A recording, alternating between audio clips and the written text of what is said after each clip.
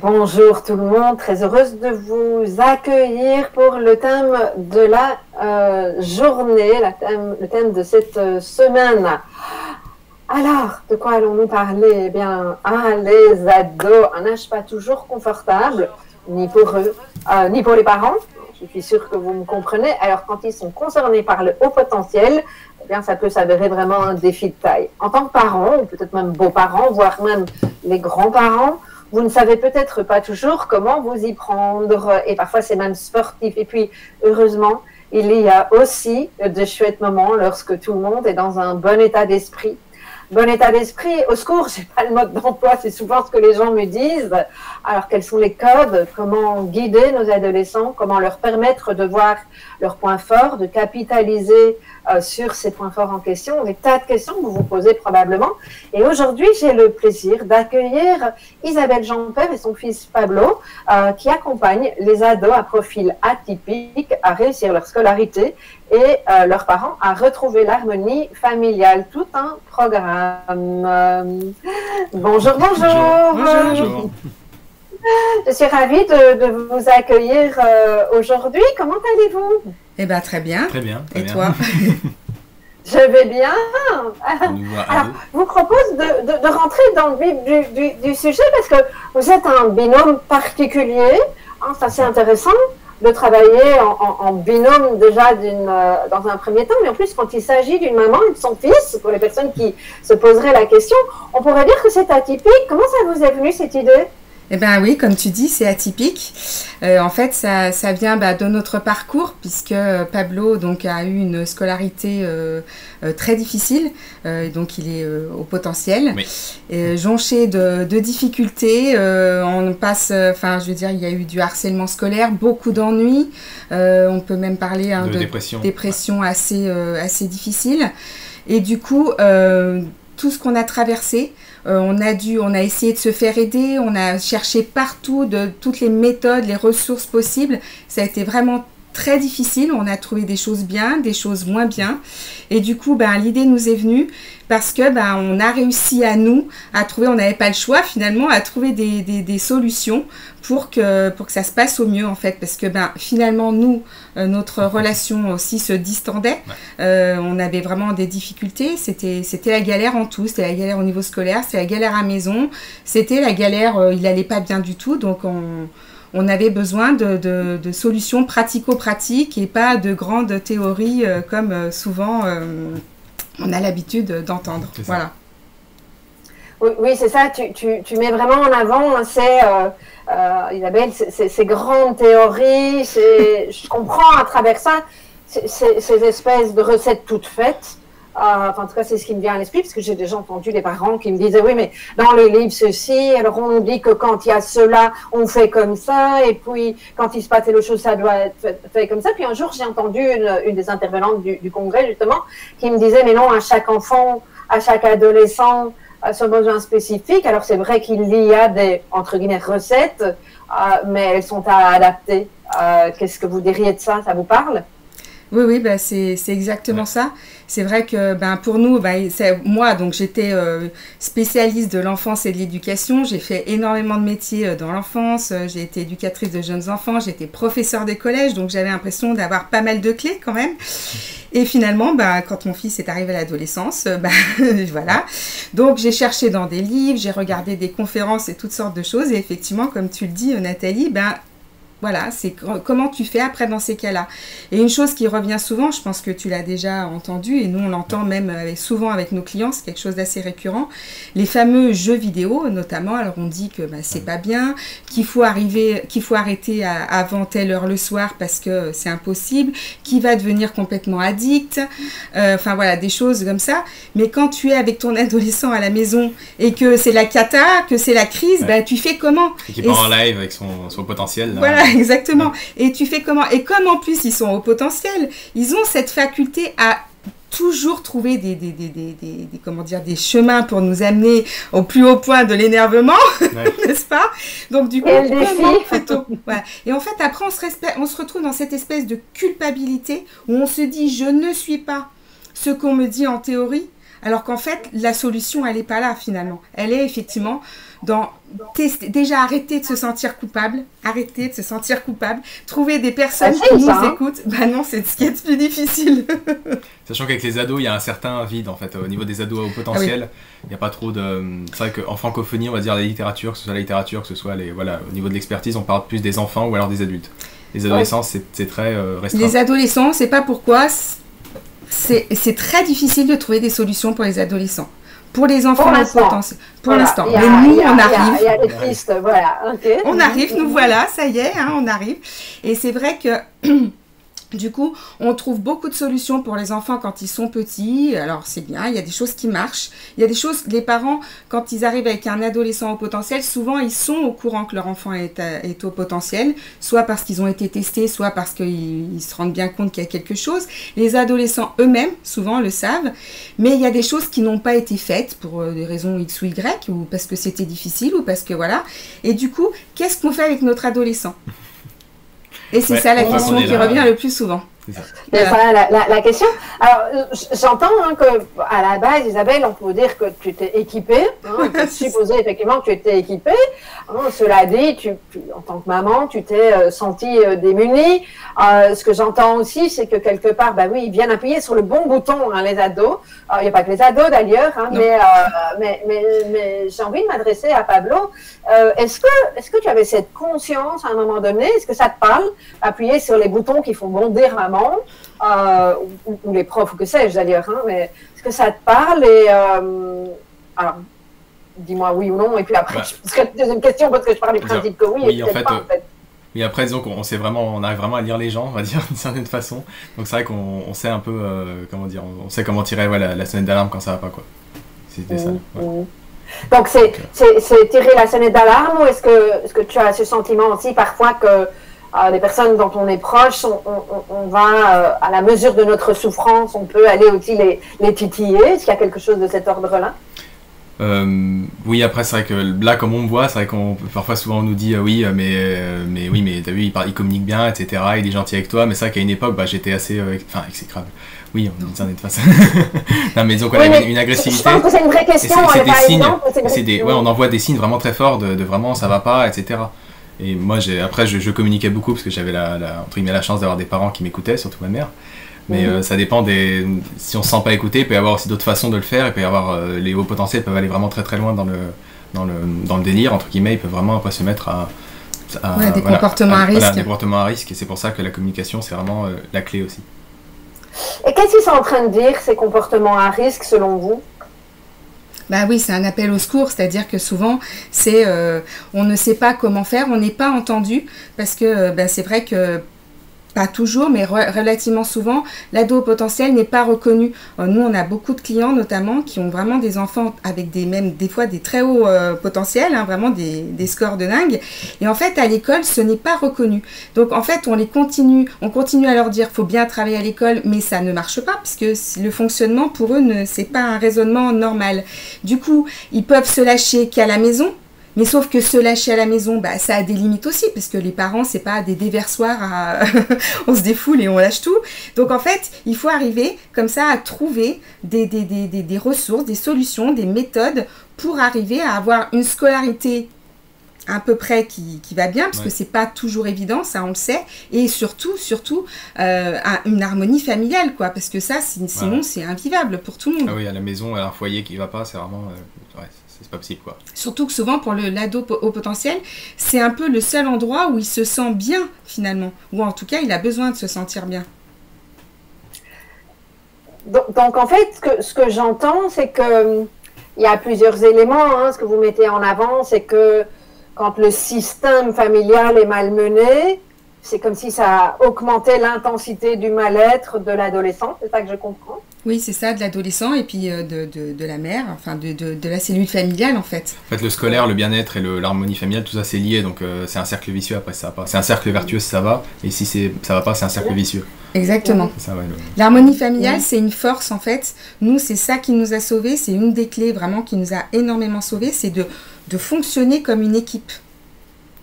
Vraiment. Que vous continuez à faire d'ailleurs. Voilà, en fait c'est ça, c'est que finalement on ne pensait pas du tout et puis c'est arrivé comme une évidence en fait. À un moment, on s'est dit, c'est ça qu'il faut qu'on fasse. On veut aider les gens qui traversent les mêmes turbulences que nous avons vécues. Parce que moi, je suis coach scolaire et à une époque, voilà, je me disais, mais je vais avec le parcours que j'ai eu, avec le bac en candidat libre, le brevet en candidat libre, tout ce que j'ai fait tout seul. Je me suis dit, mais je veux vraiment aider les ados, etc. Alors à l'époque, j'étais un petit peu, je savais pas trop. Je me disais, tiens, je vais créer un site web, tiens, je vais être pour les ados, mais quels ados, tiens, les surdoués peut-être, voilà. Et après, voilà, en fait, on s'est vraiment rendu compte que nos forces se cumulaient et se complétaient, quoi. Et du coup, voilà, on s'est vraiment dit, on va travailler ensemble, quoi. Comme on avait traversé cette adolescence, en fait. Parce que finalement, on l'a bien traversé malgré tout. Ça a été très difficile, mais on a réussi. Donc, qu'est-ce qui a été le plus difficile dans cette traversée dont vous parlez?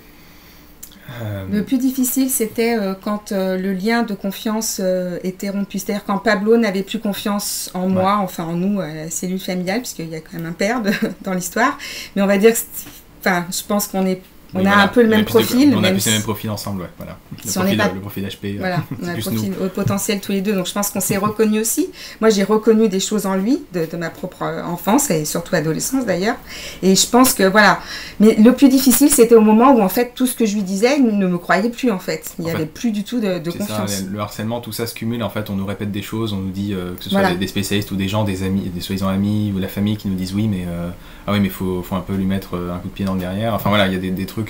Après, on finit par dire oui, mais s'ils avaient raison, enfin voilà, on finit par croire un peu ce qu'on nous dit, on en a marre à terme, on se dit, mais est-ce que mes parents me disent la vérité, est-ce que je peux les croire, est-ce que...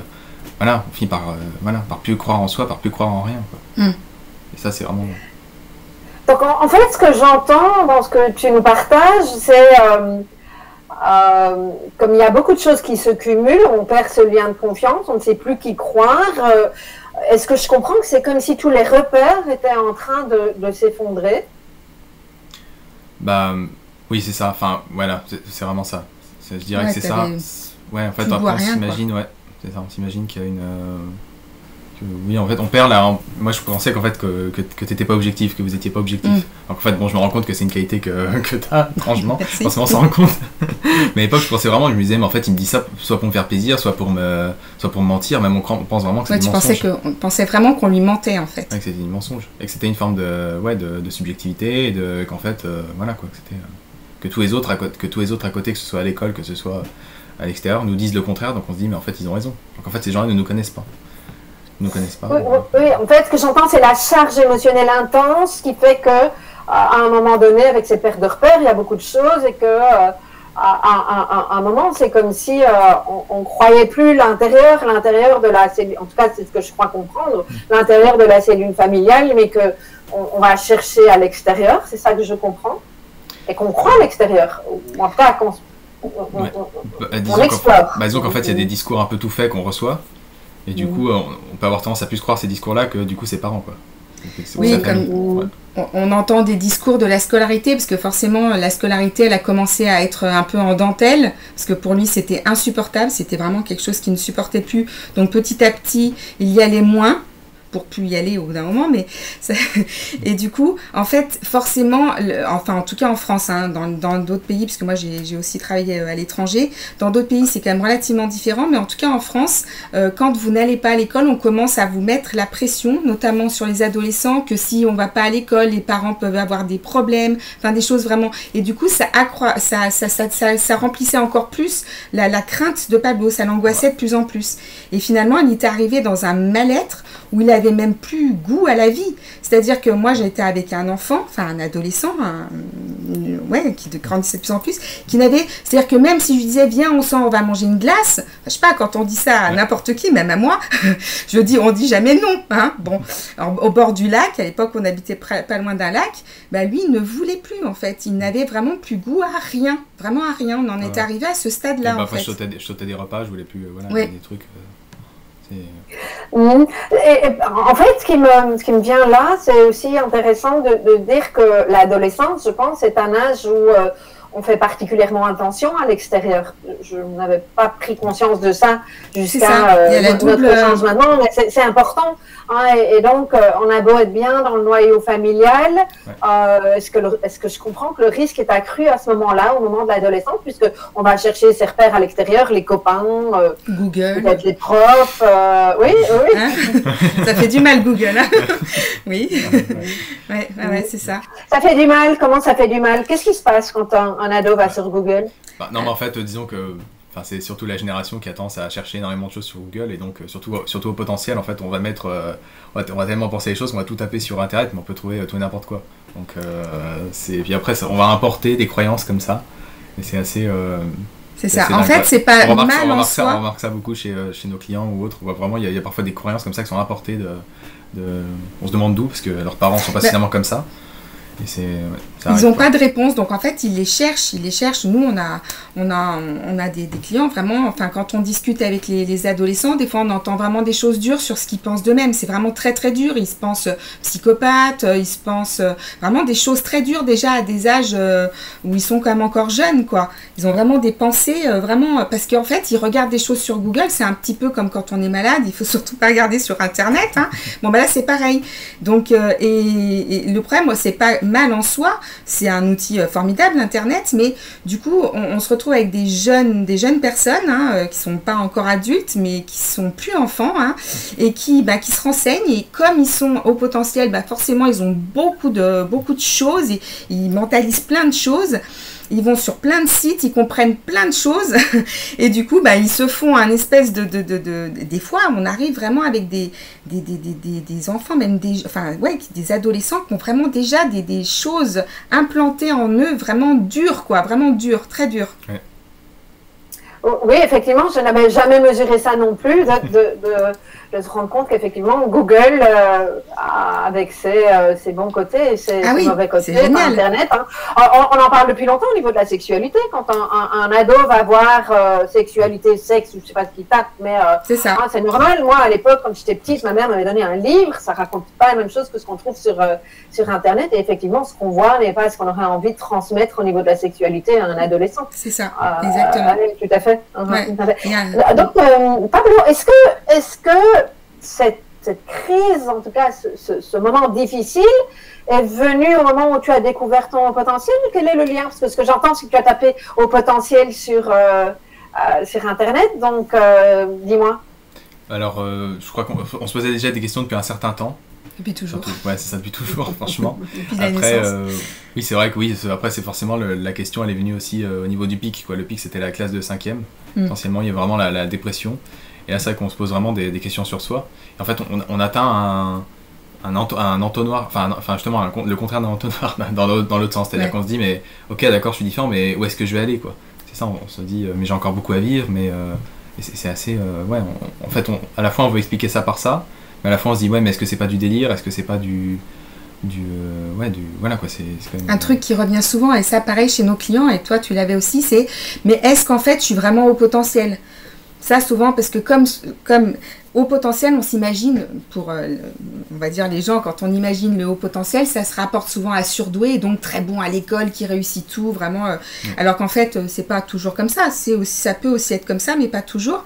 Et du coup, les enfants qui ont du mal comme ça, soit avec les autres, soit avec l'école, du coup, ils se posent des questions à se dire, mais en fait, je pense qu'il y a eu un problème, le test a été mal fait, ou on pense que je suis intelligent, mais je suis pas intelligent. Enfin voilà, il y a vraiment et toi, tu as vraiment été là-dedans. Mais je me suis fait tester, mais il y a vraiment eu un temps, quoi. C'est-à-dire qu'on n'est jamais tombé sur quelqu'un qui nous a dit la dépression, personne ne l'a jamais vue, alors que c'était flagrant, hein, voilà. Le haut potentiel, personne n'y a pensé non plus.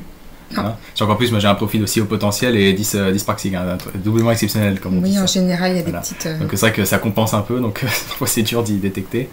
Mais voilà, parfois si on tombe sur les gens pas experts, on peut errer, quoi, longtemps. Oui, ouais. Ça c'est vrai que je sais que Nathalie, tu en parles souvent aussi par rapport aux tests. Faire vraiment attention quand on va faire des tests, parce que nous, ça a été notre cas. Pourtant, la personne était vraiment réputée, on nous l'avait recommandé, vraiment réputée pour faire des tests auprès des hauts potentiels. Et en fait, ça a été une catastrophe. Donc heureusement, après, grâce à Google, j'ai trouvé quelqu'un d'autre. Et là, vraiment, super, qui a fait vraiment une belle analyse, qui lui a fait son test, qui a fait une belle analyse de la personnalité aussi, parce que c'est pas juste un test avec un nombre, tant, vous êtes 130, 135, voire plus. Il y a vraiment toute une recherche qui est vraiment, c'est vraiment hyper important en fait. C'est ça ce qui est le plus important, je trouve, quand on fait un test par rapport à ça. Surtout à l'adolescence, c'est vrai que surtout quand on ne s'y prend pas avant. Voilà. C'est quand on arrive à l'adolescence. Vraiment. Avant, il y a un côté ok, on se focalise sur le chiffre, mais après, il faut vraiment s'intéresser à l'individu, quoi. Ouais. Vraiment, parce que c'est quand même des adultes en devenir et ils ont vraiment, enfin pour moi c'est vraiment les ados potentiels, c'est presque, ils sont magiques. Ils ont non mais c'est vrai, ils ont des pouvoirs de dingue, sauf que souvent ils pensent que leurs pouvoirs sont des tares. Et même des choses, c'est comme si c'était des signes qui leur envoyaient que non, ils ne sont pas intelligents, c'est juste des bizarres. Alors qu'en fait, pas du tout. Bizarre fou même. Hein, oui, mais ils se trouvent souvent les adultes, ces ados grandissent en tant qu'adultes et portent ça, je suis fou. Ah oui, exactement. Et vraiment, ça, c'est... Et pratiquement tous les... Enfin, toi, tu étais comme ça, et pratiquement tous les clients qu'on a eus, à un moment donné, quand on a eu une discussion vraiment profonde avec l'adolescent, on a eu cette discussion sur plein de domaines différents. Hein. Ils sont toujours... ils partent dans tous les sens, ils sont assez créatifs, là, tout le temps. Et ça, vraiment, c'est très important. Si vous faites tester vraiment à l'adolescence, avant, c'est vrai que c'est pas tout à fait pareil, même si, bon, faut faire attention. Mais à l'adolescence, vraiment, faut vraiment faire attention parce que il va vraiment le recevoir à 1000%, ce qu'on va lui dire. Et vous aussi, en tant que parent, parce que vous allez aussi vous en prendre plein les dents, en général, quand vous faites tester. Vous prenez aussi, parce que, même s'ils sont adolescents, même s'ils grandissent, ils deviennent adultes, c'est encore notre enfant, ils ont encore besoin de nous. Et quand on fait tester son enfant, on en prend aussi dans les dents à ce moment-là, quoi. Ouais. Oui, effectivement. C'est tout un sujet en tant que tel, hein, rien que le test. Moi, j'appelle le bilan d'ailleurs, parce que je trouve que ça donne une autre connotation. Et le bilan, ce que je pense qu'on peut dire aux personnes qui nous écoutent, c'est que ce qui est important, c'est de ne pas rester juste sur le chiffre, mais sur une panoplie de choses que tout le monde ne fait pas. Alors, moi j'ai peut-être envie de vous poser une question pour revenir à notre thématique de base. Oui. Qu'est-ce qui est important pour qu'un adolescent concerné par le haut potentiel puisse s'épanouir? C'est quoi la base, selon vous? On va dire que la base, c'est les 3 piliers, comme on parle de nos 3 piliers qui sont la scolarité. Donc, il faut trouver des clés pour avoir une scolarité qui puisse bien se passer. C'est-à-dire qu'il y a des statistiques qui vraiment prouvent que les hauts potentiels ont tendance à être un désastre, ça finit mal, qu'il y en a beaucoup qui n'ont pas le bac, qu'il y en a beaucoup qui se sabotent en fait. Le bien-être aussi, c'est important de pas... On a parlé des comportements à risque, c'est important de pas... d'avoir une base, quoi, voilà, de pas rester dans un mal-être comme ça, de pas grandir, de pas devenir, ne pas rester là-dedans parce que ça va. Nous souvent on parle aussi beaucoup, ça paraît bête comme ça, mais l'estime de soi, faut vraiment, c'est pas trop tard, même à l'adolescence, de toute façon c'est jamais trop tard, mais à l'adolescence il est encore temps en tant que parent de développer l'estime de son enfant. En lui disant qu'il est. C'est pas la même chose que la confiance, hein. C'est pas pareil. Ouais, t'inquiète, elle connaît. Oui. Non, mais c'est vrai que c'est bien de le dire. La confiance, pour nous, ça vient après, ça se développe, hein, bien sûr, avec ses propres capacités. Mais l'estime de soi, ça vient vraiment dans l'enfance, quoi. C'est vraiment hyper important de dire à son enfant qu'il est unique, qu'on l'aime. C'est tellement important. Et souvent, on l'oublie, surtout quand ils sont adolescents, parce qu'ils veulent pas de bisous, parce qu'ils veulent pas de câlins. On s'en fiche, on le dit quand même. Ils entendent. Tu prends, voilà. Oui, donc l'estime, c'est vraiment ce regard que l'on pose sur soi, et ce regard qui nous dit qu'on peut être aimé de manière inconditionnelle. Exactement. Dans le plein potentiel de l'estime de soi, en tout cas, c'est ça. Et on parlait, tu parlais que tu as témoigné déjà au début de cet échange, Pablo, de harcèlement, et le harcèlement est très, très souvent lié à un manque d'estime de soi aussi. Et c'est très chouette de nous dire qu'il n'y a pas d'âge. Moi, j'ai même qu'à l'âge adulte, on peut continuer à construire son estime de soi. Donc, il n'est jamais trop tard. Jamais. C'est une chouette façon de remettre en avant. Donc, les piliers scolarité, bien-être, estime de soi, et harmonie. Harmonie familiale. Harmonie, c'est le troisième. Harmonie familiale. Parce que pareil, il faut un enfant humain, hein, même s'il est adolescent, il a besoin de ses parents encore. Et voilà, donc on a quand même besoin de se sentir aimé, de sentir qu'on va y arriver, parce que la scolarité, c'est juste un passage en fait dans une vie. C'est pas à l'échelle d'une vie, c'est pas grand-chose. Et qu'il y a des stratégies, il y a des choses, il faut sortir des sentiers battus, même en ayant une scolarité classique. Hein. On ne prône pas spécialement l'école à la maison, même si nous, on a fini par le faire. Mais qu'il y a vraiment des méthodes, il y a des techniques, il y a des ressources. Et pas se sentir coupable parce qu'on n'a pas réussi. Moi, je vous dis, j'étais professionnelle hein, et de l'enfance, de l'éducation, et j'avais du mal, vraiment, j'avais beaucoup de mal. Et je me sentais très, très, très coupable, et très, très mal, très démunie, et voilà. Donc, ça, c'est... Donc, le côté scolaire, qu'est-ce qu'on pourrait dire? À quoi, s'il y avait 2 ou 3 choses que vous auriez envie de partager aux parents, en leur donnant des conseils, au niveau scolaire de leur enfant, un enfant qui n'est pas toujours au clair avec le fait qu'il soit capable, au contraire, qu'est-ce que vous donneriez comme clé concrète aux parents qui nous écoutent? Alors, première clé, on va dire, je pense c'est vraiment la méthode déjà. Il faut vraiment apprendre à avoir une méthodologie quand on arrive à l'adolescence, qu'on est au potentiel. On peut plus se reposer sur sa bonne mémoire, que ça c'était un peu le cas à l'école primaire, on peut juste retenir les dates et puis les mettre sur sa copie et puis on a une bonne note. Après ça se termine parce qu'arriver au collège, surtout au lycée, il faut trouver les méthodes qui nous conviennent, c'est-à-dire que la méthode qui convient à Pablo ne va pas forcément me convenir à moi, ni convenir à un autre adolescent, même du même âge ou dans la même classe, ou même au potentiel également. Ouais. Ça, il faut vraiment arriver à trouver... Il faut réussir à comprendre les exigences scolaires et à faire, quand on fait des travaux qui sont des dissertations, des analyses de texte, etc., il faut vraiment comprendre qu'on ne peut pas laisser son cerveau partir en vrille et écrire au fil de la plume, même si on a l'impression c'est pas une œuvre d'art, une dissertation.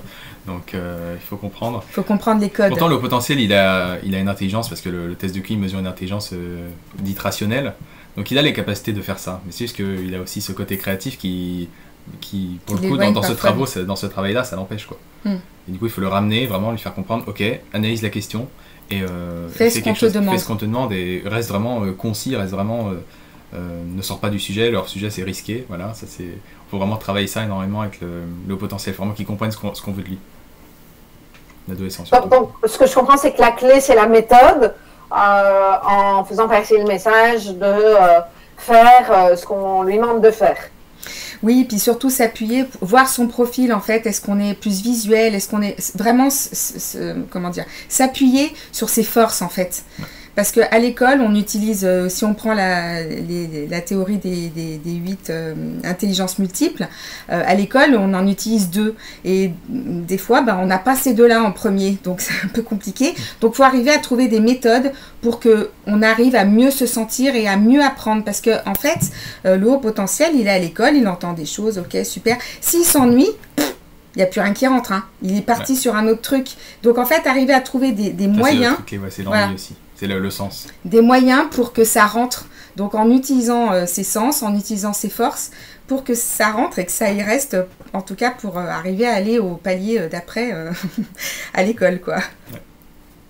Oui, donc trouver la méthodologie adaptée à l'adolescent en question, qui lui permette non seulement de restituer ce qu'on lui demande de restituer, parce que c'est quand même beaucoup de restitution à l'école, mais en même temps, s'il peut ne pas s'ennuyer, ça ne fera que d'autant plus l'engager, le motiver, parce que c'est important pour lui. C'est ça, se mettre des challenges, des choses comme ça, se mettre des challenges, c'est hyper important quand nous on le dit souvent aux rentrées scolaires, il faut se mettre des challenges, quoi, parce que sinon l'ennui va arriver très rapidement de nouveau. Et il ne faut pas hésiter à se challenger, que ce soit au niveau purement scolaire ou au niveau, par exemple, si on se réveille toujours tard, une mauvaise humeur, on décide, ok, cette année, je mets mon réveil 5 minutes plus tôt. Et je me réveille de bonne humeur. Ok, il y a plein de stratégies, oui, alors là, unique, adaptable en tout cas à l'ado en question. Moi, j'ai quand même envie de revenir sur, ça sent un peu le vécu, hein, puisque je ne suis pas maman, mais j'ai des beaux enfants. Le nombre de fois où j'ai dit à mon beau-fils, oui, qui a l'art, c'est pas fini d'ailleurs, même si aujourd'hui il est jeune adulte, mais qui a l'art de pointer toutes les failles dans le système scolaire, chez les profs, chez les gens, dans le système au niveau général. Ouais, c'est ça, ouais. C'est un adulte qui détecte encore les failles. Cela dit, Qu'est-ce qu'on peut dire à ces ados qui détectent effectivement les failles du système? Moi, j'ai le sentiment qu'on ne peut pas leur dire non, non, parce qu'ils les voient. Comment on fait avec cela? Eh bien, il faut vraiment avoir une stratégie. C'est encore, on en revient à la fameuse stratégie, c'est-à-dire, qu'est-ce que je fais à l'école?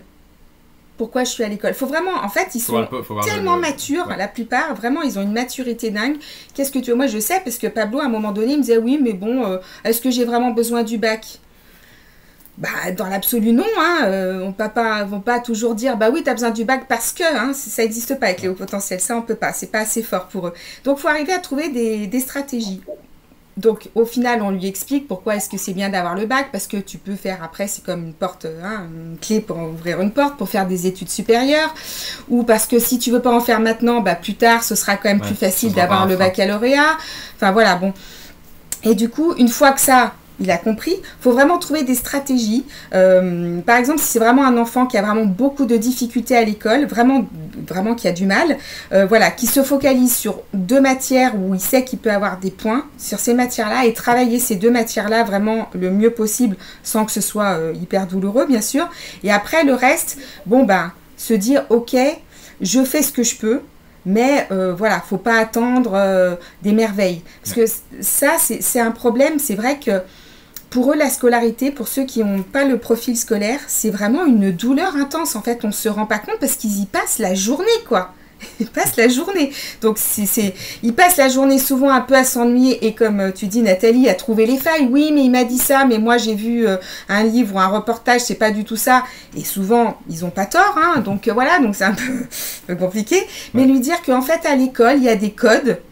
Voilà, c'est des codes qui sont pas forcément plus intelligents qu'ailleurs, ça on a bien compris, mais qu'on est obligé de passer par ces codes pour avoir le baccalauréat s'ils sont au lycée ou le brevet s'ils sont au collège. Je parle du système français, mais voilà, leur expliquer qu'en fait, il y a des codes qui peuvent leur paraître aberrants. C'est pareil quand il faut expliquer la façon dont on a calculé quelque chose. Bon, alors ça, le haut potentiel, lui, il comprend jamais. Il dit, mais moi, je m'en fiche. Et quelque part, il a raison. Et sauf qu'à l'école, faut passer par ces codes-là pour montrer qu'on a utilisé tel raisonnement et pas un autre. C'est absurde ou pas absurde. En fait, telle n'est pas la question. La question, c'est il y a des codes. Et voilà. Mais l'école a des codes, et les codes qu'on va retrouver dans la vie après. Ce que j'ai personnellement, je ne sais pas si vous adhérez à ça ou pas, ça m'appartient, mais souvent on dit à des ados, à mes beaux enfants, écoute, c'est à toi à voir. Si tu veux tester vraiment, ok, moi je reconnais que tu vois juste par rapport aux failles. Par contre, tu as en face de toi des gens qui n'ont pas forcément envie de se remettre en question. C'est pas vrai pour tout le monde, ça n'est pas binaire. Mais l'école fonctionne comme la société, ça risque d'être difficile, mais après, c'est toi qui vois. Tu prends ce chemin-là et ça te permet d'analyser, de comprendre et puis de voir comment tu vas fonctionner plus tard et éventuellement d'apporter ta contribution. Mais je pense que tu pourras apporter ta contribution de manière plus intéressante si tu as bien analysé le système. Un marché chez un. Oui, voilà, c'est ça. Ou tu peux prendre un autre chemin qui ne sera peut-être pas le chemin conventionnel. Moi, c'est ce que j'ai fait, Nathalie. À un moment donné, tu ne prendras pas le chemin conventionnel, tu vas y arriver, puisque je te fais confiance que tu vas y arriver quand tu auras bien déterminé ton intention et ton objectif. C'est juste que ça risque d'être un petit peu plus compliqué, parce que tu vas vraiment sortir de la norme et ça risque de ne pas être confortable, mais c'est toi qui choisis. Qu'est-ce que vous pensez de ce discours-là? Ah oui, c'est ça, c'est tout à fait ça. C'est toujours un équilibre en fait entre se conformer et puis faire ce qu'on veut, quoi. Voilà, c'est vrai que nous, quand on parle de stratégie scolaire, c'est vraiment pour quand les enfants sont OK. Nous, on a éclat d'une cliente là en ce moment justement qui elle a été confrontée à ce moment où en fait sa fille avait complètement perdu le goût de l'école. C'est-à-dire que voilà, elle ne voulait plus, elle voulait pas. Quand on lui disait oui, mais alors donc l'année prochaine, je veux rien faire. Donc c'était perdu, on ne sait pas où on est. Et donc petit à petit a été introduit justement l'école à la maison. Et cette jeune femme, on peut dire, puisque elle a 17 ans, elle a adhéré à cette solution. Donc là, on dit ok, et on part dans cette stratégie de ok, tu vas aller jusqu'au bac, donc je vais t'aider, on va mettre une stratégie en place et tu vas y arriver. Parce que le baccalauréat, il suffit d'avoir 10, hein, on n'a pas besoin d'avoir 18. S'il y en a qui ont envie d'avoir 18, qui cherchent l'excellence, c'est bien aussi. C'est pas quelque chose de pas bien, hein, l'excellence, ça c'est bien aussi. Mais effectivement, Nathalie, comme tu dis, un enfant qui dit mais moi je veux pas parce que je veux faire ma propre expérience et qui sait où il va ou qui sait pas d'ailleurs, mais il faut aussi effectivement le guider là-dedans. Effectivement, ça c'est pas une stratégie, c'est-à-dire que nous on fait tout pour c'est-à-dire qu'on voit quand on voit les statistiques de nombreux potentiels qui n'ont ni le bac, enfin qui en fait au final se disent mais je suis nul et qui vont rien faire en fait. On voit tous les jours des histoires on connaît des histoires de gens qui n'ont pas été à l'école, etc., qui ont réussi sans diplôme, qui ont réussi etc. sans diplôme. Mais parfois, est-ce que la question qu'il faut se poser, c'est parfois c'était au prix de quoi, ça. Est-ce qu'il valait pas mieux, est-ce que dans leur vie ça les aurait pas aidés d'avoir dès le début une stratégie plutôt que d'être passé par 1001 étapes qui, certes, ils ont réussi, mais parfois ils sont passés par des péripéties pas possibles. Oui, au prix de quoi? Très juste, très juste. Voilà. Alors ça c'est l'école, hein, encore deux piliers, celui que vous avez appelé le bien-être lié à l'estime de soi. Qu'est-ce qu'on peut donner comme conseil aux parents qui nous écoutent par rapport à ce pilier-là? Un petit peu ce qu'on t'a dit tout à l'heure, c'est vrai qu'on a vu une statistique il n'y a pas longtemps qui disait que le temps de communication parents-ados était de 15 minutes par jour. En moyenne. Alors, essayer de rehausser tout ça, passer un petit peu plus quand même. Et effectivement, ce qu'on a dit tout à l'heure, vraiment renforcer cette estime de soi, par exemple, justement en ayant vraiment une communication bienveillante. Des fois, c'est vrai qu'on ne se rend pas compte des choses qu'on peut dire. Bien sûr, nous aussi, on est pris dans la vie, on est pressé pour X raisons. Voilà, donc on sait ce que c'est. C'est pas, là, on n'est pas là pour culpabiliser, hein, vraiment pas du tout. C'est pas du tout notre objectif et non plus, c'est pas comme ça qu'on travaille non plus. Mais en tout cas, faire attention à comment on communique, c'est vraiment hyper important et ne pas hésiter à faire des câlins à son enfant. Pareil, il y a une statistique, je crois qu'on a besoin de 3 câlins pour survivre par jour, pour survivre. Donc, on n'a pas envie de survivre seulement, on veut plus que ça quand même dans la vie. Donc, c'est à base. Voilà, on sait que l'adolescent, il n'est pas forcément friand de câlins de ça, mais c'est pas grave, on peut le prendre comme ça, on pose sa tête et on cherche le contact physique et on lui dit. Puis il entend, même s'il fait non, je veux pas, il entend. Ouais. Et ça renoue. Et en fait, le bien que ça peut faire aussi à soi, de sentir qu'on parle mieux, c'est incroyable, quoi. Au-delà du fait qu'on fasse du bien à son adolescent, on se fait du bien aussi à soi, de voir qu'en fait, on peut faire passer plein de choses sans avoir besoin de crier, même si on peut crier de temps en temps, hein, c'est pas interdit non plus. Mais voilà, de dire des choses autrement, quoi. De dire, les choses, j'aimerais, ça me ferait plaisir si tu faisais, je sais pas moi, si tu rangeais ton assiette quand tu as fini de manger, si tu mettais pas des miettes partout dans ta chambre, voilà, plutôt que de dire tu mets des miettes partout, j'en ai marre, bon, voilà. Et souvent c'est magique, c'est-à-dire que ça fonctionne. Après il y a aussi tout ce qui est sommeil, tout ce qui est alimentation, c'est plus général, mais c'est vrai que le sommeil, faire attention, c'est ce qu'ils sont, il y a chez les hauts potentiels, c'est vraiment le côté oiseau de nuit, ou alors le côté de dormir, ça sert à rien parce que c'est une perte de temps, enfin il y en a qui se disent ça. Oui, ça aussi, j'ai trop de choses à faire. Le cerveau, il a besoin de, le sommeil, c'est quand même hyper important dans la santé. L'alimentation aussi, parce que pareil, ado au potentiel, là, en niveau alimentation, c'est souvent la cata. Donc ça, c'est important aussi. Deux sujets qu'on aborde cette année au congrès. Le sommeil. Et c'est amusant que vous abordez ça. C'est pas préparé, mais effectivement, c'est important. Moi, j'ai juste envie de revenir sur la partie communication, qui est vraiment une partie vraiment importante. On n'a pas forcément appris à communiquer. Donc, j'ai aussi envie de proposer aux parents de lire un bouquin, de suivre une méthode ou communication non violente, c'est ce qui me vient, peut-être qui est revenu assez souvent. Est-ce qu'il y a une méthode en particulier que vous préconisez, pardon? Oui, c'est vrai que la communication non violente, c'est vraiment la base, hein, c'est vraiment quelque chose qui a révolutionné. Exprimer ses besoins aussi, plutôt que de dire d'accuser l'autre, plutôt que de dire je veux que tu fasses ça, c'est plutôt de dire j'ai besoin. J'aimerais, ça me ferait plaisir que... C'est vraiment important, plutôt que d'accuser la personne, se mettre d'abord en avant. Souvent, on nous apprend qu'il ne faut pas se mettre en avant, mais là, c'est important de dire « J'aimerais, ça me ferait plaisir que tu… » ou con. Ouais. Voilà, ça c'est vraiment quelque chose, et ça change tout en fait, ça change tout. Nous on a vu des changements, mais de folie quoi, des gens qui en étaient presque, enfin même qui étaient à la violence physique, pas tous les jours, hein, mais qui des fois en arrivaient à la violence physique, qui ont vraiment changé. On a vu vraiment la transformation, qui ont complètement changé leur moyen de communication, juste comme ça, avec la façon de parler. C'est assez impressionnant, vraiment, on ne se rend pas compte en fait de ce que ça peut faire. La façon de parler, puis je pense que la façon d'écouter aussi. Je souris quand tu nous dis montrer son affection. Donc manifestement, chez vous, ça fonctionne, mais je connais aussi des ados qui ne supportent pas qu'on les touche. Oui. Moi, quand j'étais enfant, je n'étais pas du tout une ado qui aimait qu'on me touche. Il y a eu des années avant que... Et donc, un câlin, moi, c'était une horreur. Okay? Donc, je pense que c'est probablement important de pouvoir entendre ce que l'ado nous dit en face de nous, comment il réagit, et effectivement, d'avoir une certaine délicatesse, c'est le mot qui me vient, sur la façon de toucher. Parce qu'en fait, oui, c'est ça, en fait, qu'on cherche, ce qui me vient, c'est notre façon de toucher l'ado ou la personne qu'on a en face de nous. Ça peut être touché physiquement, ça peut être juste tout doux, ou ça peut être touché à travers des mots, ou la présence qu'on va avoir, le fait de s'asseoir en présence et de vraiment écouter. C'est ça. C'est pas toujours évident, hein, quand il débarque au moment où vous êtes en train de terminer un mail, machin, etc., de pouvoir dire, ça c'est de la communication non violente. Écoute, là je suis en train de terminer un mail que j'envoie à un client, terminer ma newsletter, tu me laisses 10 minutes et puis je suis à toi, et puis de s'asseoir vraiment et d'écouter vraiment en pleine présence. Oui, se donner des rendez-vous, par exemple, se donner des rendez-vous, se dire, je sais pas, tous les dimanches, de 10h à midi, on fait quelque chose ensemble, je sais pas, des choses qu'on n'a jamais fait, qu'on a toujours dit qu'on ferait, puis que un jour, ils vont partir et on l'aura jamais fait.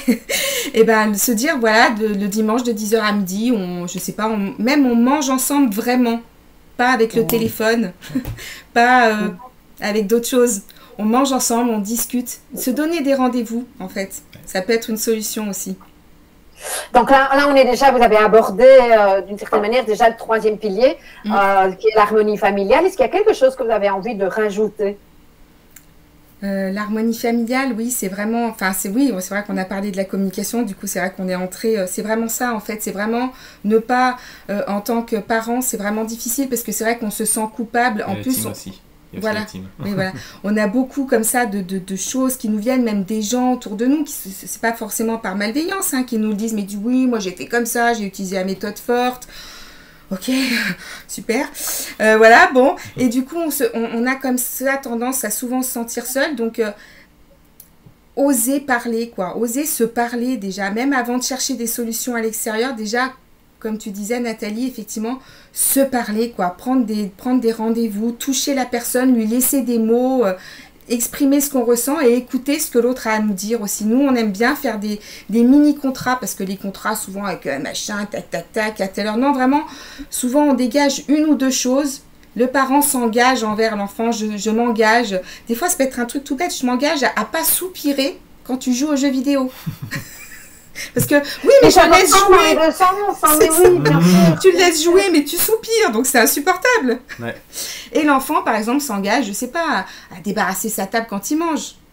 Ah ouais. Voilà, des choses toutes simples, mais qui amorcent en fait un respect, et la confiance se regagne comme ça. Je te respecte, tu me respectes. L'humour, est-ce que l'humour fonctionne dans des cas comme ça? Ah bah oui, l'humour du haut potentiel, c'est quelque l'adolescence, chose. En plus, il découvre des trucs, il peut connaître. On commence à des références. Commence à avoir un vrai échange. Dans mon expérience, on a désamorcé des petites bombes comme ça. C'est ça, exact. Nous, tout le temps. Après, l'humour délicat. Oui. Je pense que c'est important parce qu'il y a humour et humour. Je pense que le haut potentiel est aussi très très doué pour un humour parfois cynique, oui. qui peut être destructeur par rapport à l'estime de soi. Donc ici, on parle bien de l'humour délicat, qui permet de prendre du recul, voilà, sans remettre l'autre en question.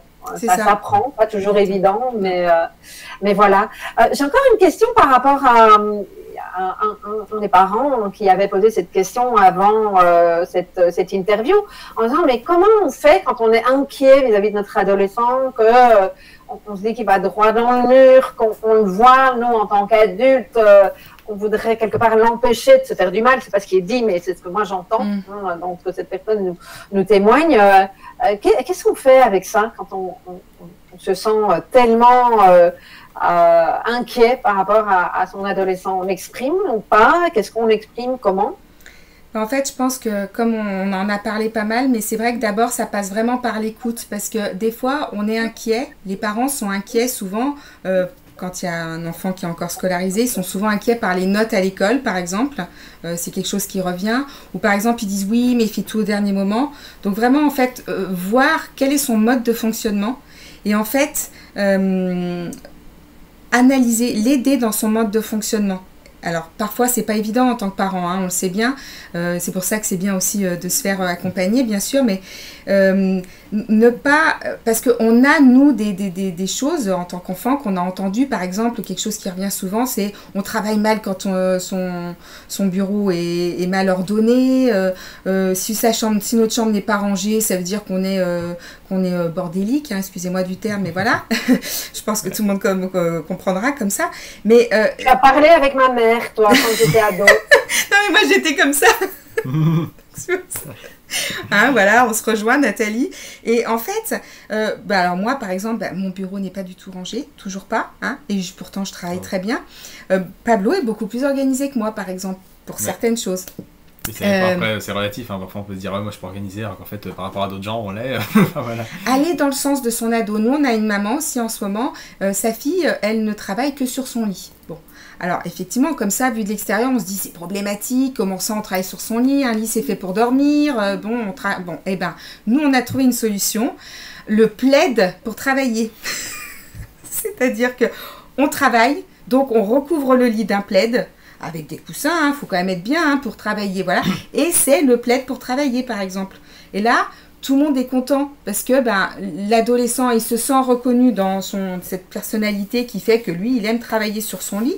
Si les résultats sont bons, si c'est pas une souffrance pour lui, s'il nous dit pas, moi j'en ai marre, maman, je veux travailler sur un bureau, j'y arrive pas. Donc là, on trouve d'autres solutions. Mais si pour lui, c'est là qu'il est le mieux, c'est son univers d'être sur son lit, eh ben on l'aide. Tout le monde est content, on lui trouve donc ce fameux plaid pour le lit. Et là, en tout cas, nous, pour notre cliente et son adolescente, puisque finalement les deux travaillent avec nous, elles sont ravies toutes les deux. Finalement, elles ont trouvé la solution, solution. Puis se faire écouter aussi, ça fait partie du...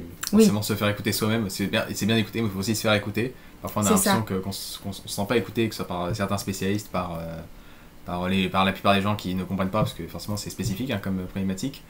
Et donc voilà, se faire écouter, c'est vraiment... moi ce que je dis toujours, si vous ne sentez pas quand vous arrivez quelque part, si vous sentez qu'on vous remet tout en question, que vous fuyez. C'est important, oui, mais tellement, aussi bien du côté des parents que de l'enfant. Ah, hein, oui. Un élément essentiel. Juste envie, puisque je vois le temps qui file, de vous poser une dernière question. Important, on a parlé de l'adolescent, évidemment de l'attitude des parents vis-à-vis de l'ado, et puis en tant que parent d'un haut potentiel ou de plusieurs enfants concernés par ce haut potentiel, éventuellement la haute sensibilité également, quels seraient les conseils que vous donneriez aux parents pour que eux puissent aussi rester en forme, puissent rester alignés, puissent être bien? Parce que je pense qu'il y a une vraie question là derrière.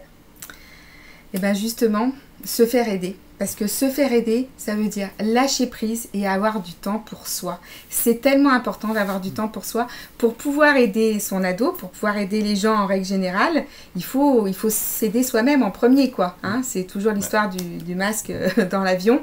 C'est vrai qu'il faut absolument... Quand on est comme ça, moi je sais que j'ai été dans cette situation, c'est tellement douloureux et en fait on devient une douleur, quoi. On n'a plus rien y a plus rien qui sort de bon, quoi. Il faut arriver comme ça à trouver, ne serait-ce que de l'écoute, quelqu'un qui vous écoute, quoi. Pouvoir lâcher tout ce qu'on a, quoi. Parce que des fois, on a juste envie de mettre son enfant par la fenêtre, quoi. Si c'est pas nous, on n'en peut plus. Et ça, il faut trouver quelqu'un qui peut l'écouter. La plupart du temps, on va voir des spécialistes, mais jamais on ose lui dire qu'on a envie de mettre son enfant régulièrement par la fenêtre. Il n'y a jamais personne qui va oser dire ça à un psychologue ou... C'est vrai, c'est très difficile. Ouais, l'écoute, c'est important, c'est pas juste se dire ah, elle m'a dit ça, donc oui, alors ah, le problème A, donc la réponse c'est ça. Donc voilà. Et prendre du temps pour soi, aller se faire un massage, aller se faire du bien, aller chez le coiffeur, voilà, sortir de ça, quoi, de temps en temps. Un moment lâché, peut-être pas tout, parce que c'est compliqué. C'est facile à dire, hein, à faire nettement moins. Et puis, merci aussi d'amener cette déculpabilisation. Envie d'envoyer son enfant par la fenêtre. J'ai déjà entendu des parents qui me disaient je regrette d'être parent. Et je trouve que c'est important de le dire. C'est important de pouvoir le dire quelque part, quoi. Sinon, on le garde et on va jamais. Enfin, on ajoute de la culpabilité encore et encore et encore une couche. Et on n'y arrive pas. Et forcément, on va pas être dans la bienveillance. On va pas réussir à communiquer de façon bienveillante. Alors que si quelqu'un nous écoute, seulement à écouter. Mais ça peut tout changer. Tout. Vraiment. Merci beaucoup pour cet échange passionnant. Merci à toi, Nathalie.